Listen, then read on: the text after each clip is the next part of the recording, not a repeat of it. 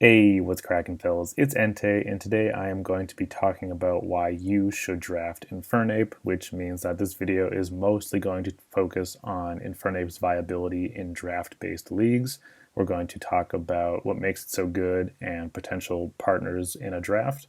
But if you're just someone who's interested in using Infernape in any kind of Pokemon battling, this video will hopefully still give you a good amount of information. So if any or all of that interests you, stick around.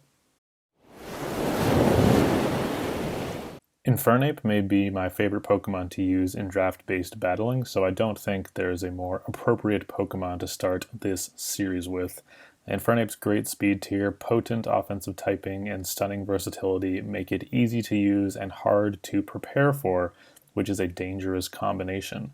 All you have to do is search up Infernape on the Showdown Damage Calc drop-down menu, and its flexibility is clear to see. Infernape has many hats, and there is one suited to nearly every occasion. So, why should you draft Infernape? To begin with, base 108 speed is a very nice cushion that gives Infernape an edge over the multitude of base 100s running around, including the ever-popular Jirachi, Mew, and Galarian Mr. Mime.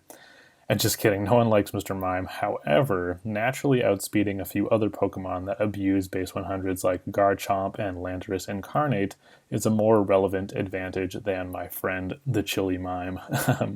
When preparing for slightly slower drafts, you can safely run natures that don't boost your speed, like Adamant or Modest, and still naturally outspeed anything below base 93.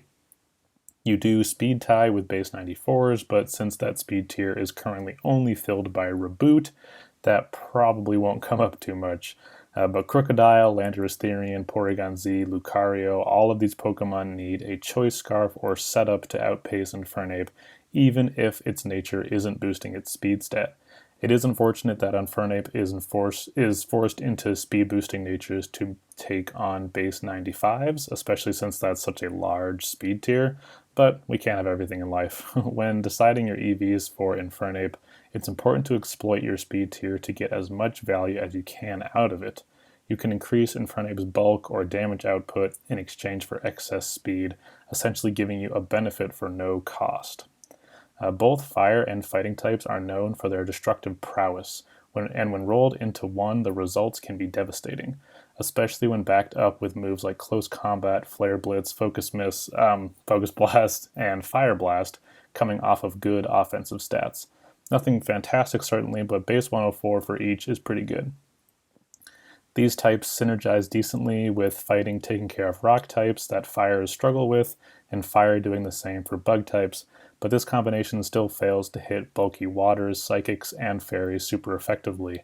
Luckily though, Infernape has access to moves like Grass Knot, Shadow Claw, and Gunk Shot to dent each of the aforementioned checks. Almost all of Infernape's switch-ins are usually worried about a coverage move, like the Laddie twins get threatened by Shadow Claw or Dual Chop, Tapu Fini doesn't appreciate catching a Gunk Shot, and Gyarados dies painfully to a Thunder Punch. It's not phenomenal coverage, but it can get the job done. Infernape apparently isn't getting any new moves from the Crown, Tundra, and Isle of Armor DLC, and speaking of which, I'll put a link on your screen if you want to check out our analysis of that data mine. But I remain vigilant in the hopes of a Gen 4 remaster where my boy can become even stronger and reclaim his rightful place in the OU metagame. Here's to hoping. I have saved my last and best point for you should draft Infernape because of its frankly ridiculous versatility. Versatility to me is the greatest asset any Pokemon can offer in draft-based battling. In a format where preparation and counter-teaming is so important, having a Pokemon like Infernape that can effectively run upwards of 6 totally valid sets is a huge advantage. Infernape tends to be known for its physically offensive potential, especially because of Iron Fist and access to Swords Dance, but preparing for that may just leave your opponent exposed to Nasty Plot Infernape, Mixed Infernape, Bulk Up or Calm Mind, Scarfed Pivot, Wall Breaker Choice Specs, Anti-Lead, Bulky Willow, and a plethora of things in between. The many degrees of Infernape. It gets physical and special priority, it can boost any stat besides its speed, it can set up Stealth Rocks or a substitute, it has Fake Out, Taunt, and Encore, has access to Recovery and Slack Off, and of course can pivot to build momentum. Whew! Honestly, there's nothing Infernape can't do, which is the main appeal of this Pokemon. Jack of all trades and master of none is the motto of Infernape. There is always going to be a Pokemon that does one thing better, but no other Pokemon can threaten to do it all. Although, with the new moves Blaziken is getting, there might be one other Pokemon. If you're building your draft around Infernape, it's important to remember that Infernape is only as versatile as his teammates allow him to be. If you draft a bunch of physical attackers, you may be forced to bring special Infernape more often than not, and in doing so, you're losing out on the main advantage Infernape offers. Without versatility, Infernape is just a pretty fast Pokemon that hits pretty hard and has pretty good coverage. And Infernape isn't supposed to be pretty, it's supposed to be scary. When it comes to offensive synergy, there tends to be two schools of thought. Drafting Pokemon that counter each other's counters, or drafting Pokemon that consistently apply pressure on the same counters. The former is what I have historically leaned towards and results in a more balanced draft, whereas the latter philosophy has created popular strategies like bird spam that can be deadly.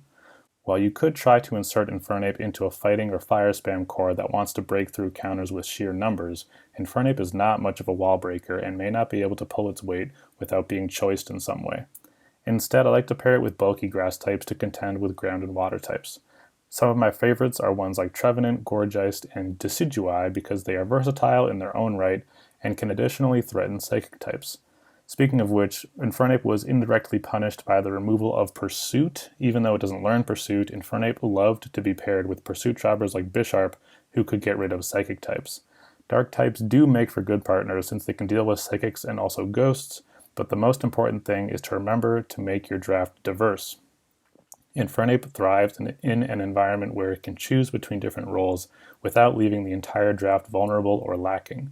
It appreciates slow pivoters to help it boost, wall breakers to help it clean, tanks to take hits for it, and offensive partners to eliminate counters. The more ways you can support Infernape, the better it can serve you. If you come away with a balanced draft, it will be nearly impossible for your opponent to predict your Infernape. So, in closing, you should draft Infernape because of its solid speed stat, threatening stab and coverage, and, of course, its terrifying versatility. Thanks so much for watching. I hope you enjoyed. If you did, definitely leave a like, or if you didn't, leave a dislike and let me know why.